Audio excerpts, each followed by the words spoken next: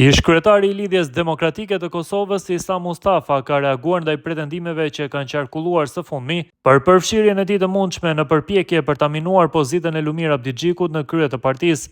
Në një deklaratë për mediat, Mustafa ka mohuar kategorikisht çdo rol në zhvillimet e brendshme të LDK-s, duke i cilësuar këto pretendime si të pavërteta dhe me qëllime të dëmshme. Është një narrativ shumë e ulët pa asnjë argument, por me qëllime të dëmshme. Unë nuk ja kam humbur zgjedhjet Abdixhikut që të organizoj komplot ndaj tij. Ai ka humbur dhe më vjen keq sepse është LDK-ja në pikpyetje, ka thënë Mustafa.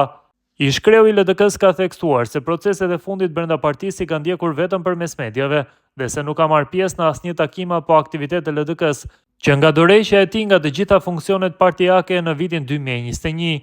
Le të dalë një delegat i këtij kuvendi e të dëshmoj se unë kam kërkuar të arrëzoj Abdixhikun apo të punoj kundër tij, atëherë unë po përgjigjem, është shprehur Mustafa.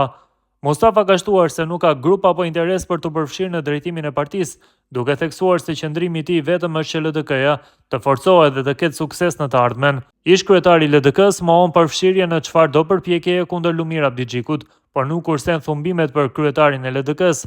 Në një deklaratë për Nacionalen, Mustafa ka mohuar kategorikisht çdo rol në zhvillimet e brendshme të LDK-s, duke i cilësuar këto pretendime si të pavërteta, por Mustafa gjatë këtij reagimi sulmon Abdixhikun.